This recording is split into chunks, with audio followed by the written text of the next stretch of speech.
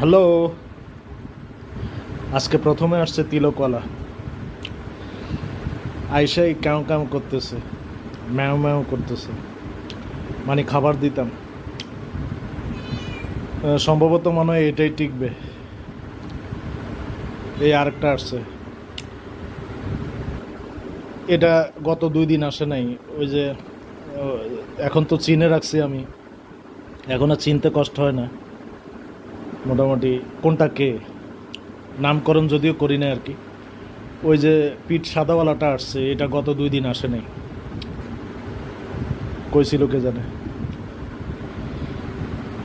যাই হোক, আজকে গরুর মাংস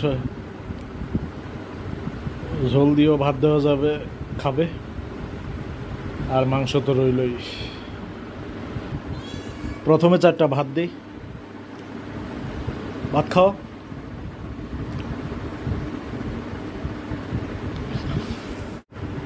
ওই যে ওইটা ওখানে গিয়ে উঠছে টুলের উপরে, মানে ও ভাত খাবে না, ও নোয়াব হয়ে গেছে আর কি। এই ভাত দিছি, ভাত না খেয়ে আমার দিকে ঘাড় ঘুরে তাকায়। কি জানি আমার হাতের মধ্যে এর চেয়ে ভালো কিছু আছে কিনা, মাংসের টুকরা, মাছের টুকরা টুকরা দেয় কিনা। এবার দেখেন পৃথিবীটা কি পরিমাণ লোভের কারখানা।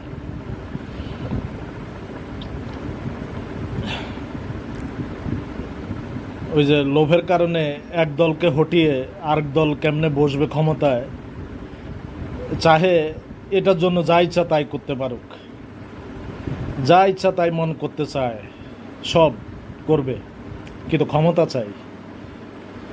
কিন্তু এটা বুঝে না বাইরে, এই ক্ষমতা দিয়ে শুধু পাপেই তো কামাবো, মানুষের মনে কষ্ট দেব, টাকার পাহাড় বানাবো, সেই টাকা মরে যাওয়ানোর সময় নিয়ে যাইতে পারবো না। অলাদরা বংশধররা ভোগ করে নানান আপথে কুপথে টাকা খরচ করে সেটারও অংশীদার করবে, আর নিজে তো কামাইয়া যা গেল সেটার হিসাব একদিন দিতে হবে। যারা পরকাল বিশ্বাস করে, মিজান বিশ্বাস করে, হাসরের ময়দান বিশ্বাস করে, তাদের তো কোনো উপায় নেই।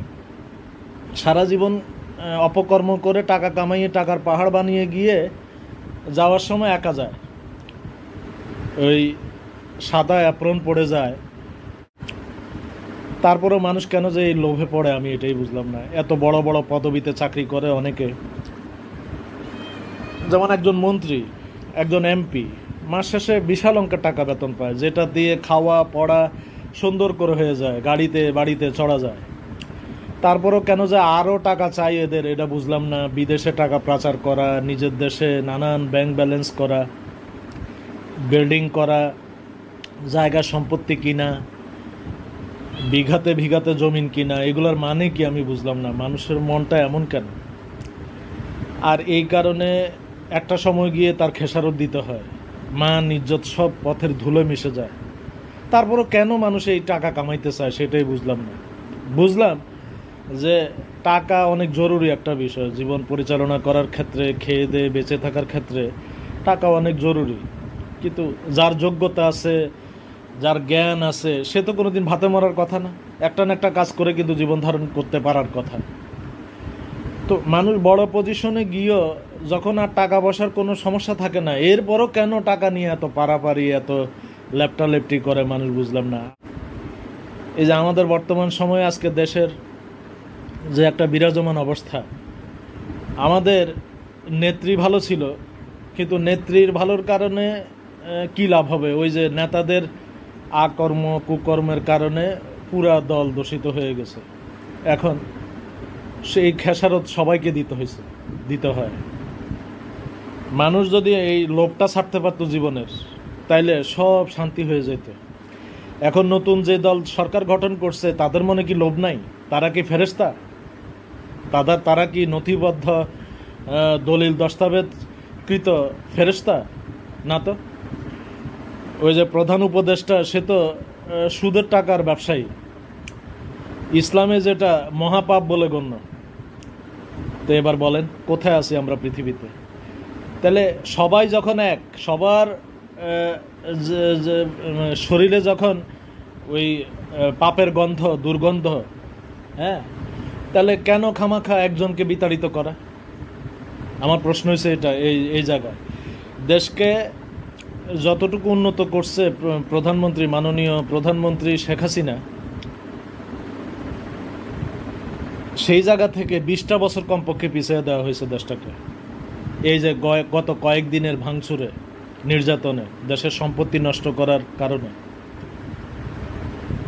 এরপরে বিদেশে এই যে ভাবমূর্তি নষ্ট হয়েছে, সেটা তো আর কোনো কথাই নেই। আন্তর্জাতিক পর্যায়ে এই যে দেশের যে ভাবমূর্তিটা নষ্ট হলো, এই ভাবমূর্তি ফেরত আনা কি আর যাবে? বাঙালি যে কত খারাপ জাতি, সেটা তো ওরা আজকে এই কয়েকদিনের বিশৃঙ্খলে প্রমাণ করে দিল গোটা বিশ্ববাসীর কাছে।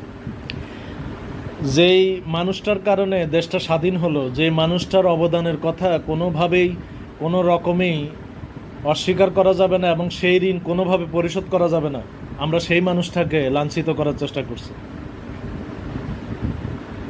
তার ভাস্কর্যে নানান ধরনের বিকৃতপূর্ণ আচরণ করে। আল্লাহ, কোন দেশে আছি? মানুষ মাত্রই দোষ ত্রুটি থাকতে পারে। হ্যাঁ, আমাদের বাছাই করতে হবে কম খারাপকে। প্রত্যেকেই খারাপ, কিন্তু এই কম খারাপের মধ্যে কে কম খারাপ, আমাদের সেটা বাছাই করতে হবে।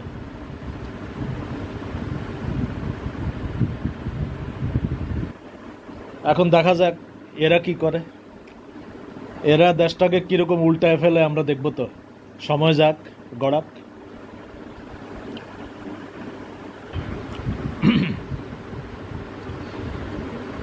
ওইটা মায়ের মতো নোয়াবনি হয়ে গেছে। ওই হে ভাত খাবে না, তো ভাত না খাইলে কি আমার কি কোনো কিছু লস হবে? যে খাবে না লস তার হবে, আমার তো কোনো লস নাই।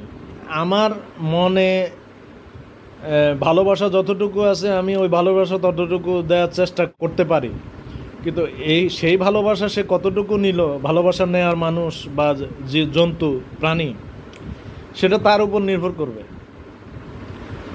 এখন ভাত খাইলে তার লাভ আমি মনে করি, এখন যদি সে না খায় সেটা তার লস। আমার কিছু করার নাই, আমি তো আমার সামর্থ্য অনুসারে যা পারি তা দেই। নাও নাও, মাংস দিলাম একটু। ওই তিলকলাটাকে দিব না আজকে মাংস, দেখি সে কি করে। শিক্ষা দিতে হবে তো, বোঝাতে হবে যে তোমার লাভটা কোন জায়গায়, এটা বোঝাতে হবে।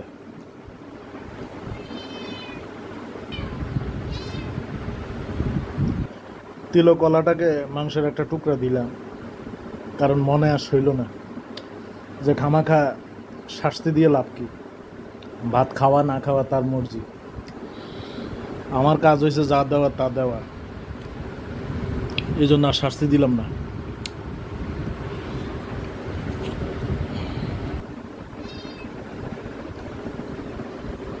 ও গিয়ে টঙের উপরে উঠে কেন বুঝলাম না, ওর নিচে থাকতে ভাল লাগে না কেন, এটাই বুঝলাম না। টুলের উপরে উঠে গিয়ে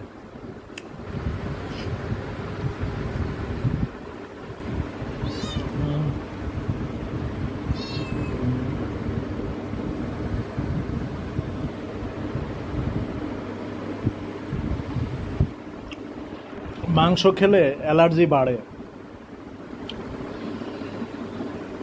এখন না খেয়েও তো পারি না, হঠাৎ হঠাৎ করে মিলে।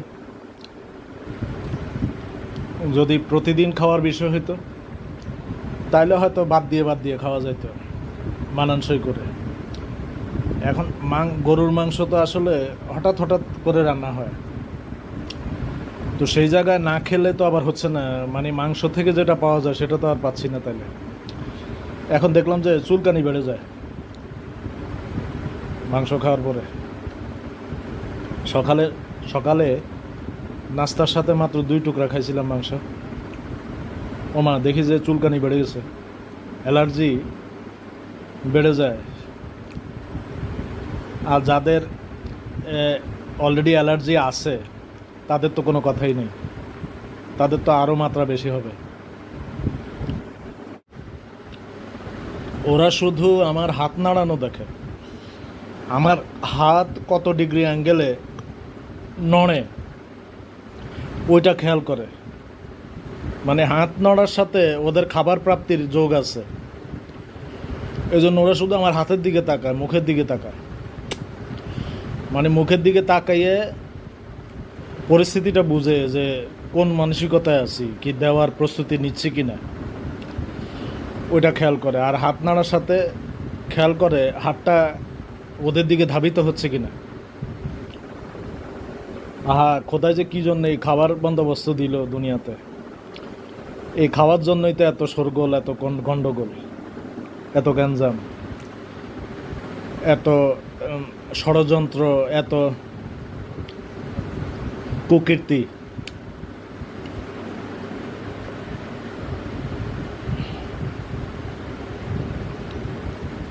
লোভ সব অন্তরে বিদ্যমান, এটার থেকে রেহাই নেই। কিন্তু আমরা তারপরও পক্ষ বিপক্ষ করি। তারপরে এই পক্ষ বিপক্ষ করতে গিয়েই আমরা আসলটা চিনি না, ওই নকলটা নিয়ে টানাটানি করি। এটাই হচ্ছে আমাদের সবচেয়ে বড় দোষ। যাক, আজকের খাবার শেষ। আমি আজকে মাংস থাকাতে ওই কাঁঠালের বিচির ভর্তা আর তেমন একটা পছন্দের বা ভালো লাগা জায়গায় নাই, তো নিলাম ঠিকই, কিন্তু খাইতে ইচ্ছা হয় নাই, কিছু রয়ে গেছে। তো এইটাকে এখন ডালের সাথে মিশ্রণ করে খেয়ে ফেলবো।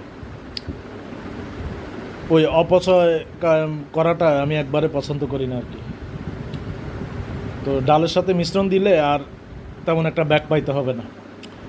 তো আজকের জন্য এখানেই সমাপ্তি, খাবার শেষ। ওই যে একটা আরেকটারে গিয়ে আদর করতেছে, ওর মাথা লেহন করে ওরে ইয়ে দিচ্ছে, আরাম দিচ্ছে।